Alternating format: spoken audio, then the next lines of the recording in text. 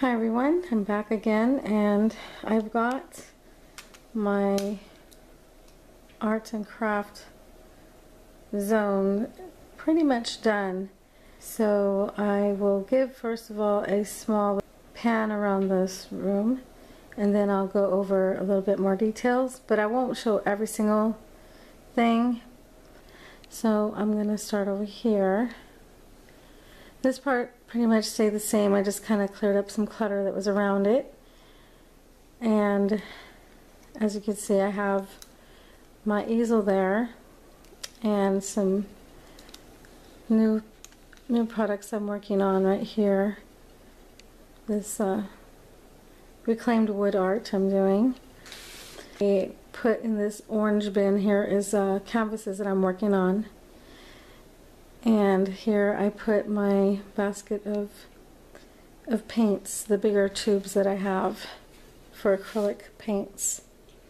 And then there I have a lot of Prima boxes in there. So everything in there is pretty much the same.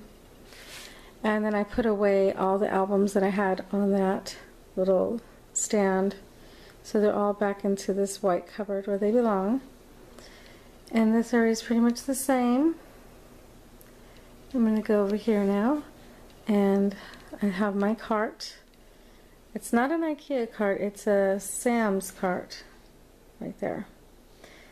That has most of my mixed media, the most used products that I have on hand by me. This is my mixed media cupboard where I keep most of my canvases that I've worked on and I'm still working on, and paintings and drawings and stuff. This part did stay the same. I didn't do nothing else. And this part did change.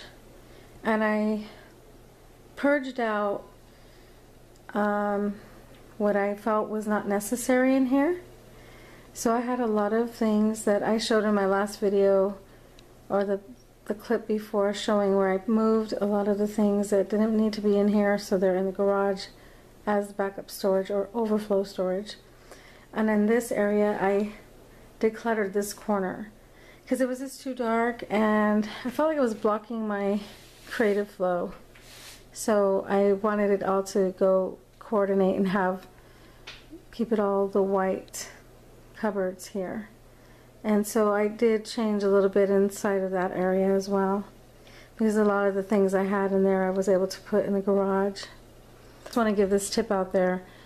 If you buy a bunch of markers in bulk, by the time, if you're not using them all the time, or if you forget you have them and you buy extra, you may end up going to use them and they're all dried up. So I try not to buy too many markers, and I try to keep them where I'm going to use them. So a lot of the organizing that I did inside of these cupboards is based on that. I took out things that I felt didn't have a purpose, and I try to keep things together where they go. So for instance, in this area I don't paint here, like I said, because this isn't, I don't want to ruin this piece here, and I don't want to get window paint on my windows or on this floor that my husband had put in. And so I do keep the paint stuff out and about, like here in the crates, my rolling cart and that bin. So when I paint, I do paint here. This area, I have this old tablecloth, so I don't care if it gets all messed up. And it's for me to do my painting on. Now the more messy, bigger pieces that I may do that are more abstract, when the weather is nice, I do work in my garage and the tinkering area, or I get a table and I use that. So let me quickly kind of go through these different areas. Now this is my rolling cart. Again, we found this at Sam's. It was only 30 bucks. And my husband put it together really quickly, and I love it because it has everything I need when I'm doing my art journaling. This is mainly what I have this set up for. Mixed media art as well, but it's mainly my art journaling. So I have the stamps and different mediums and such for that. This is where I keep my different mixed media, gessos, clear gessos. I have this, I really like it a lot. It's this gloss medium and varnish. It's a fluid medium. I have some other varnish when I do my wood pieces. I love this stuff. This is the triple thick brilliant brush on gloss glaze. That's really cool. Chalkboard paints and crackle stuff and beeswax. And that's all mainly for my mixed media artwork stuff. And here is different things I'm working on, and my paints and paintbrushes and markers, various markers. And then in here I have, this is where I keep all my paints, the, you know, the bottle, small bottle paints. And I have also some down here. And in here I have like some clay stuff and other varnish stuff, supplies mainly in here. And these are some canvases that I started on the backgrounds and haven't done nothing more with them. Here's a picture my little girl colored for me. And these are when I do my whimsical watercolor Wednesdays and mixed media Mondays.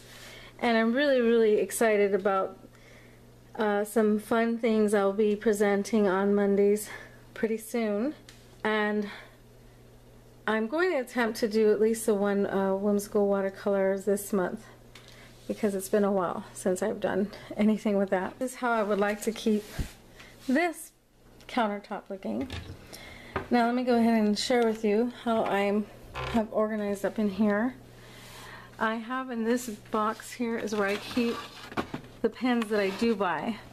So I do buy a few because I do use Sharpies a lot when I do my Faith Tango Fridays. So I have this because my markers are already getting worn out. Some extra Sharpies and some paintbrushes I found on a good clearance at Hobby Lobby. I think it was there. But now this has extra containers that I don't need yet, but they're here for me when I need them. They go all the way to the back, this whole area. And then these are two little things I have, but they're not really full yet. This is kind of like another area of, you know, standby, I guess you'd call it. And I do keep in this some sharper tools, and that's why I don't want them down low, because I don't want the super sharp tools to be out. Then up here is where I keep what I call my staples or adhesives. Nothing too fancy. It's just efficient. I just want things to be where I can find them. And in this area is more of like up here in the back in those two boxes. I keep a lot of crafty things for my little girl, like little pom-poms, feathers, glitters. I don't overdo it. I only buy what we need. I don't believe in buying like a whole giant bin of stuff like that, because, you know, it doesn't really get used. I'd rather use up what I have. These I found, can you believe, $1 for these? $1 for each one of these, with all these ribbons on it. I can't believe when I found these. Even those pretty velvet ones up here I found at Prima. So I got two different kinds. I even got this at Prima, but it was not $1, it was $3 because it has a pretty stand. So yeah, those are the good deals that I did pick up. In here I keep like different tags that are more decorative and cute, like this kind, and these pretty like feathers, and then these ones to work on. And then in here I have more flowers. A lot of chipboard alphas are all in that thing right there, and some chipboard shapes down in this one down here. If we can see it down there, yeah. More flowers, and so I have a lot of stashes of flowers. Okay, so now moving on to the bottom cupboards. Again, I'm not going to go through each drawer. I'm just going to kind of give you an overview. On the top here is projects that I got, like books and stuff that I'm going to alter. Down here is my stencil. Down here in those drawers is more mixed media things, and those are more box bins for me to use when I'm working on projects. I'll keep them in there. This one has mainly my stamping stuff. So I have my stamp pads and stamps when I used to sell close to my heart. These are those alphabet stamps you get for like when they used to be $1. I used to collect them. and more pins and various stamps down there. And down there's some fibers and ribbons. When I did purge a lot of ribbons out, so I had room to keep them all in there. Those are old stamp pads, and the punches that I do have, I don't have that many punches. I actually have this old Sizzix cutter from many years ago, and I rarely use it, mainly just for the tags and flower cutouts. But this whole thing here holds all my papers for card making and collaging. And over there I have some stickers in the second drawer, and some other markers and stuff. I don't want to go through the whole thing because I showed kind of that in the beginning. Over here I'm putting my working active mini albums that I'm working on. These are some ephemeras and different things that I use for my art journaling and card making. And up there's my basket of embossing powders. I don't know if you can see them right there. And then that has more altered items that are nice wood pieces and stuff for me to alter. And those are art journals from my past, like the past so many years there, and some of my artwork. I have most of my other artwork in my guest room, but for now these are my more active ones. And then I was able to use my little hooks here, and on this little stand here I decided these are going to also be, let me move back. Let's see if I can get it. Those are all going to be for active projects as well, things I need to work on. So now here's the other big one that I have here. On here is all Prima flowers. All of this is pretty much. And on the side here's a few like embellishment packs and stuff. But most of these are all Prima flowers, and I'm not going to open all that and show it. It's just too many to go through. These are a few of my other, like that other container of other embellishment stashes that don't really go with the flowers. And these are all different like drawers. Like this is for my charms that I make. This is for other parts of the jewelry stuff that I make. These are just other flowers and ribbons that are, and these are kind of color specific of different doodads and, you know, leftover stuff. And here is where, seriously, this is all the paper pads that I own. I used to have a lot more paper, but I realized, you know, I can't use it all, so I don't buy anymore, and I purge out as much as I can when I can. These are different like books and ideas and notes, and this is my part of my card making. These are my life book kind of, you know, those card, you know, you can put in your albums with the cards in them, that stuff in here. And then down here is the 2 albums that I am working on, and some other cards that I'm working on. And now this is my older, like this is Basil cardstocks down there. These are empty to put projects in. Specialty papers and that. And these are like older, like ready-made pages that I decided to keep, that I got to put pictures on. And now with that little section there, right there, is what I have of close to my heart stuff of the papers. And that's really all I have. And I cut down my paper stash quite a bit. I started like about 20 years ago, so all of my stuff that I had that was really old I got rid of. So up here, I showed this one already, didn't I? So let me, never mind about that, I already showed these cupboards. So like that is pretty much, this is my main work area. I wanted it to be efficient. I wanted it to look pretty and nice. I wanted it to be where I have a system, because I'm going to be very busy beginning as soon as August. I have actually homeschooling again to do with my daughter. So I'm wanting all this area to be ready for me to do what I want to do when Mommy's done being a teacher. And I have some fun new things coming up that I'll be announcing in a few weeks as well. But basically I wanted this area to be ready for all the exciting new things that I have coming up. I do want to work on more original artwork again, and so I look forward to that. So for now, this part of my area is done. The only areas that I have left to do is in the bottom part of my garage that I'm planning to purge out a lot of things from there so I can get the other things that I have on that other shelves all in one place. My guest room is actually a work in progress right now. I'm gonna go hop over there to kind of give a little look at what I did so far in there. But this part so far is done. This is the main part. And I feel really, really happy to see my things contained.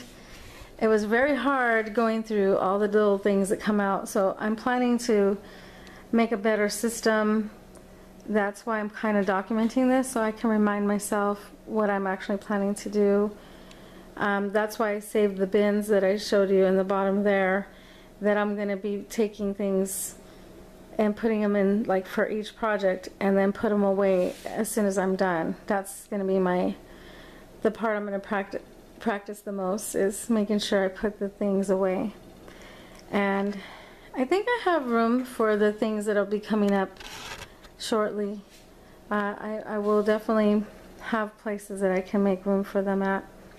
I do need to focus on getting more artwork done, so like I said, those are in that cubby thing is what I'm working on, so I gotta finish those up. So let me go ahead and close this and go to the other room. Okay, so I am happy to say I got my garage area is done. This part is for the stuff that I do use. I have purpose, and I just keeping them out here because there's no room in my art area, and they're totally different. They're more my crafts, wood pieces and lace trim and fabric. I was able to purge out one complete of those skinny, you can see those. I had two white ones, and I was able to clean out one white one completely, or purge it out, I should say. This part was cleaned out a little bit. I threw away some of the old paint that was on the top, and I cleared out this area down here, took out that ugly box, and put everything that was in there in here in this tote. Those are the keyboards I make, where you can hang. What I mean is they're boards that have hooks for your keys or jewelry, and they're all in there now, so I don't have to worry about them being scattered about. So this area is pretty much ready for me to tinker, nice and clean, as clean as it can get in a garage. But everything in here is pretty much nice and clean and dusted off, and I just gotta make sure to maintain it this way. But I just wanted to mainly show that I got my area, everything that I kept out in the garage that's for garage storage is here. It's all better organized and ready for me to do my work.